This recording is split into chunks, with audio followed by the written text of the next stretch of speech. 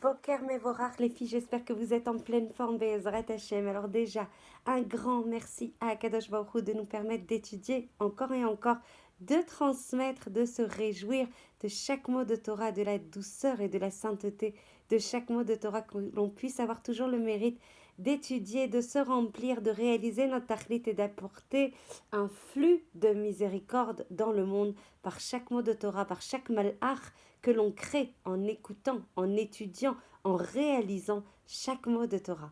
Alors on continue dans la continuité, Vous avez vu, je vais prendre un nouveau café, un autre café. On va persister en fait sur le cours qu'on a initié hier. Qu'est-ce qu'une femme Tova, une femme bonne qui répond, qui est conforme au Ratson d'Akadosh Baruch Hu selon la Torah, et on va rentrer de plus en plus dans les critères qui sont énoncés en fait dans plusieurs de nos sources.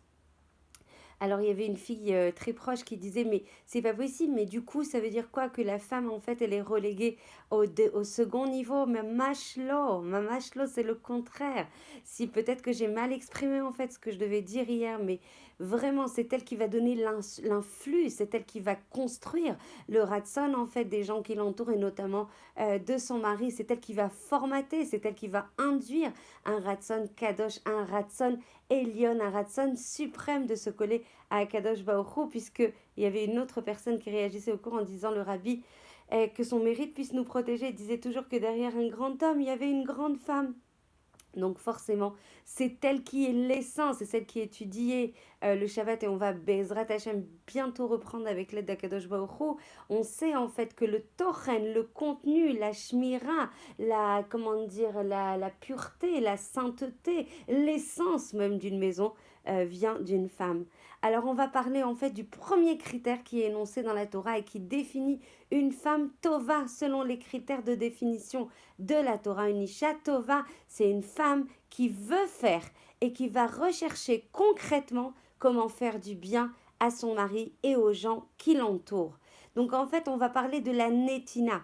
On va dire en fait que le premier critère qui va énoncer, définir, caractériser une femme tova selon la Torah, c'est une femme qui va vouloir donner bematanat rinam, avec gratuité, et pas en attendant quelque chose en retour. Pas parce qu'il m'a donné ou il m'a pas donné. Pas parce qu'il a répondu, mon mari, à mes désirs, ou il n'a pas été conforme à mes désirs. Pas parce qu'il m'a consolé, pas parce qu'il m'a donné un mot doux, un mot conforme à celui que j'attendais.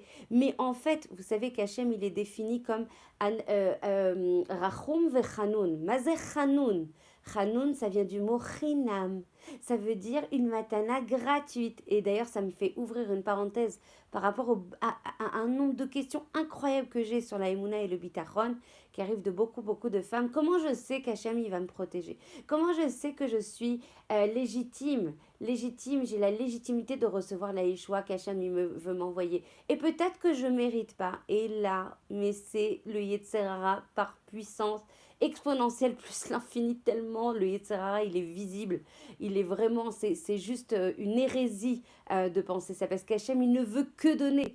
Il n'a créé le monde que pour nous donner. Il nous a créé que pour nous donner. Donc en fait, il veut donner des matanot rinam. Encore faut-il qu'elles soient bien pour nous par rapport à la photo globale dans laquelle on s'inscrit, dont on a, nous, une vie partielle uniquement, la vie dans laquelle on s'inscrit maintenant en 2018. Donc Hachem, il veut donner des matanot rinam. Et c'est pas parce que je mérite ou je mérite pas, parce qu'il veut donner, parce que c'est son naissance, parce que c'est son objectif, parce que c'est la volonté suprême d'Akadosh Baruch Hu qui a légitimé intrinsèquement la création de ce monde.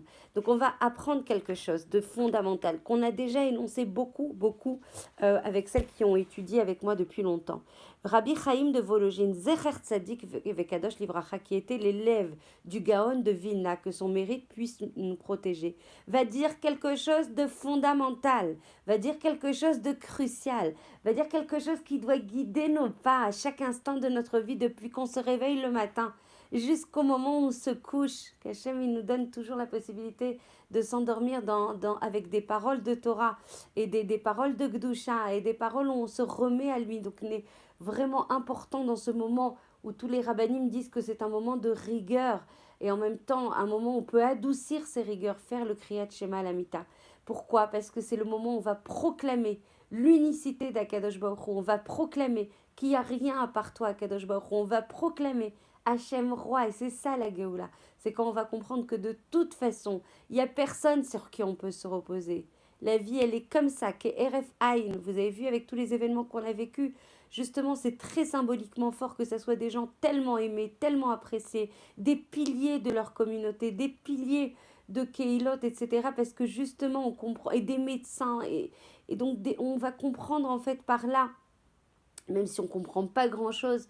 En tout cas, il y a des messarim qui arrivent que de toute façon, on peut se remettre qu'à Kadosh Baruch Hu. Hachem, il nous envoie des fois des messages pour nous secouer, pour notre bien, pour qu'on puisse les horaires et qu'on n'attende pas pour se réveiller, qu'on fasse tchouva maintenant, comme si c'était le dernier instant de vie, comme si c'était le dernier jour, parce qu'on n'en sait rien. C'est des leçons de vie énormes qu'il faut absolument intégrer. Bon, décidément, je fais plein de parenthèses, mais c'est des sujets importants, c'est des sujets qui nous secouent, c'est des sujets en fait dont on doit tirer le meilleur bénéfice, le meilleur enseignement pour ces personnes qui sont parties, que ce soit les Eloi Nishmatam, et que ce soit pour nous, pour notre vie, pas qu'on attende et qu'on dise mince, et après on tombe dans le regret, c'est maintenant qu'il faut agir et faire tchouva et adoucir les rigueurs divines. Et Rabbi Chaim de Vologine, qui était le Talmide du Gaon de Vilna, il va dire « À Adam lo le'atzmo nivra »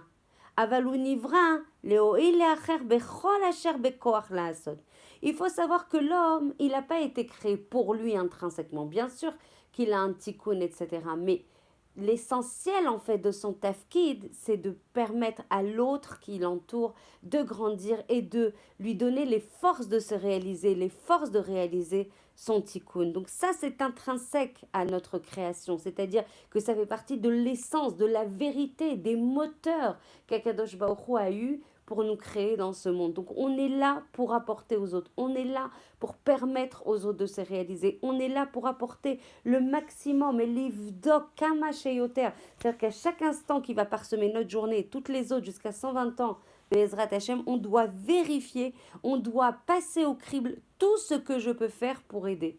Et je vous assure que quand on travaille avec avec ce prisme en fait de lecture tous les instants, on va dire comment on va faire plus plaisir à nos enfants, comment on va les gâter plus, comment on va les entourer plus, comment on va les couvrir d'attention, comment on va faire pour les protéger plus, comment on va donner à notre mari une vie beaucoup plus douce, beaucoup plus légère, beaucoup plus réjouissante, beaucoup plus en cohérence avec le tartlit, avec son tikkun. Mais on vit une vie de Gan Eden maintenant, il n'y a pas besoin d'attendre le Olam Haba. Maintenant, on vit du Gan Eden, ça apporte de la douceur, ça apporte de la reconnexion justement avec ce qu'on est véritablement. Vous savez pourquoi? Parce qu'on est comme ça en fait au départ, puisqu'on porte Akadosh Baruch Hu en nous. On porte une partie de lui en nous via notre Neshama. Donc en fait, on se reconnecte à nos Shorashim, à notre identité la plus naturelle, la plus véritable, qui est de s'inscrire toujours dans le don gratuit. Donc on ne va pas créer une nouvelle identité en se mettant dans le don. Au contraire, on va se reconnecter à ce qu'on est véritablement. On va enlever les clipotes, on va enlever les masques, on va enlever les filtres, on va être soi-même. Waouh! Il n'y a pas plus beau cadeau de savoir qui on est vraiment. Et quand on s'inscrit dans cette netina, au lieu d'être toujours dans la Kabbalah de recevoir des autres, je veux de l'aide pour ci, je veux un mot doux pour ça, je veux de la consolation pour ci, je veux qu'on m'entoure pour ça. Au contraire, change ton prisme, sois une femme de la Géoula, commence à donner, commence à ressembler aux voies de conduite d'Akadosh Baruch Hu. C'est comme ça que tu vas te coller à lui. Qu'est-ce qui se passe quand on se colle à Akadosh Baruch Hu? On est joyeuse. On est heureuse, on est smecha de notre part. On est réjoui de la part qu'on a dans ce monde. On se plaint pas, on pleure pas. On n'est pas en train d'être dans le resserre, dans le manque. On est pleine, parce que justement, plus on donne et plus on est pleine. Plus on est rempli de sens, plus on se dit, waouh, les journées, elles sont belles. Elles sont remplies de sens, elles sont remplies de tochen, elles sont remplies de réalisation de mon tafkid. Donc au lieu de rester dans mes intérêts, parce que c'est ça notre nature au départ, si on n'enlève pas les clipotes, si on n'enlève pas les fils, si on ne tend pas à travailler, à ressembler à Kadosh Baruch Hu, qu'est-ce qu'on a dit? Ki yetzer Adam ra mineurav. Le yetzer de l'homme, il est mauvais depuis sa naissance, depuis sa jeunesse. Donc en fait, on n'est pas venu pour avoir nous, pour posséder nous, pour se réaliser nous. En tout cas, se réaliser, oui, par rapport aux dons qu'on va apporter aux autres. On est venu pour contrôler nos Yetzarim. On n'est pas venu, on est venu pour donner le maximum de tout ce que je peux à moi, mishpacha, à mon mari, à ma sviva proche, au Ham Israël. Toujours, toujours, ce qui doit nous animer dans toute une journée, c'est qu'est-ce que je peux donner en plus. C'est comme ça qu'on réalise la vraie Torah. C'est ça, les voies de conduite d'Akadosh Baruch Hu. Ve'alarta bidrachav. Et tu iras dans ces voies de conduite. Pourquoi Hachem il nous a donné des mitzvot? Pour créer une comptabilité de combien tu as fait de mitzvot et chas vechalila pour combien tu as fait de averot? Absolument pas. Il nous donne la possibilité justement de se réaliser et de donner encore et encore. Parce que chaque mitzvah, aussi petite que l'on imagine qu'elle soit, elle apporte en fait un flux de lumière, un flux de miséricorde, un flux de protection aux gens de sa famille, à son mari, à sa mishpacha, à sa communauté, à sa ville, à son pays. Chaque mitzvah, vous imaginez quand vous n'avez pas envie de faire une mitzvah, quand vous n'avez pas envie d'investir quelque chose, combien on doit se responsabiliser en disant mais regarde ce que je fais, j'apporte de la lumière, j'apporte des chassadim, j'apporte de la protection et je donne. Et quand je donne, alors il ne me manque rien. C'est comme ça, parce qu'Hachem, il a pas besoin de ça. Lui, il est dans une shlemut muchletet. Il est dans une complétude absolue. Il n'a pas besoin de ça. C'est pour nous. C'est justement pour qu'on puisse ressembler et se coller à lui. C'est pour se rapprocher de lui. C'est comme ça qu'on arrive à avoir la Kabbalah la plus grande dans notre vie. Combien on rencontre de gens qui sont désespérés, qui sont tristes, qui sont dans des haradot, dans des angoisses, dans des peurs, dans des crises de nervosité, de colère intérieure, etc. Pourquoi?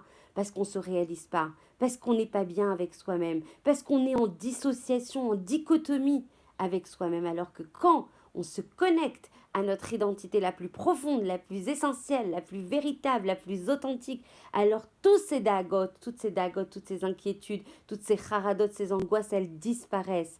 La netina, c'est la Kabbalah la plus grande, comment on appelle ça, la réception, ce qu'on peut se donner le mieux, c'est quand on donne à l'autre. Notre meilleure satisfaction, notre meilleure réalisation, c'est de donner, parce que quand on est rempli, alors on est réjoui. Et le rabbi de Vologine, il va dire que pour chaque personne qui vient au monde pour donner, combien on doit comprendre, qu'Alvachomer, si on est là pour donner, combien on doit donner à son mari, combien on doit donner à sa sviva proche, combien on doit raisonner à donner le meilleur pour ceux qui nous entourent, qui nous donnent ou qui ne donnent pas. C'est pour ça qu'on est venu dans ce monde. Et on ne doit pas laisser ça en mode théorique. On doit chercher à avoir ce ratson, mais au-delà de ce ratson de donner, il faut passer mikoach la poal. Il faut avoir la volonté, mais c'est surtout qu'il faut réaliser. Comment je fais pour arriver à donner du bien à mon mari? Et c'est ce qu'on va étudier avec l'aide d'Hachem demain. On doit 4 critères pour être une femme conforme au Ratson d'Akadosh Baruch Hu. On doit être do'eget lishlomo. Comment je vais faire pour le réjouir, pour qu'il soit bien, pour qu'il soit moins fatigué, pour que sa vie elle soit plus nacha, elle soit plus confortable, pour qu'il ait toutes les vitamines, pour lui préparer des bons repas, pour le réjouir. Deuxième critère, et tout ça on y reviendra, mechabed et toto, vous savez que l'homme est très sensible au kavod. Comment je l'honore, comment je lui donne, et c'est pas lié à votre mari, c'est Hachem qui l'a formaté comme ça. Comment je lui donne son kavod, comment ne'emanalo, troisième critère, comment je suis droite avec lui, comment je suis yeshara avec lui, comment je suis honnête avec lui. Et quatrième critère, l'ometsa eretoto, chaz veshalom, de lui causer de la tristesse ou de l'angoisse ou de l'insulter ou de le laminer ou de le fragiliser ou de ne pas l'entourer ou de ne pas le réconforter. 4 critères, do eget lishlomo, je fais attention à lui, mechabedet oto, je l'honore, neemana lo, je suis droite avec lui, et je ne l'attriste pas, lo metsa eret oto. Voilà, évidemment, j'ai encore dépassé. Je vous embrasse très fort, je suis gourmande d'être avec vous, je suis heureuse d'être avec vous, toda Hashem, toda à vous d'être là, diffusez. C'est ça le chesed le plus grand pour le Ham Israël. Diffusez la Torah. Je vous embrasse très très fort.